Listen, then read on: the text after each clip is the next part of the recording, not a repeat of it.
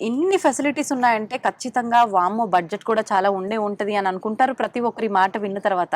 అసలు మామూలుగా ఫీజెస్ ఎలా ఉంటాయండి? బయటతో పోలిస్తే ఎక్కువగా ఉంటాయా? తక్కువగా ఉంటాయా? ట్రీట్మెంట్ ఇవన్నీ విషయాల్లో అయితే చాలా తక్కువగా ఉన్నాయి. మరి స్టడీ విషయంలో ఎలా ఉంటుంది?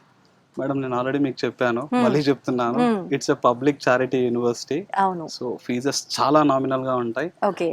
ఫీజెస్ విషయానికి వచ్చేసరికి పారామెడికల్ లో నేను ఇందాక చెప్పినట్టు హ్మ్. Anaesthesia, okay. కార్డియాక్, రేడియాలజీ హ్మ్. చాలా నామినల్ ఫీజ్ అండి. ఓకే.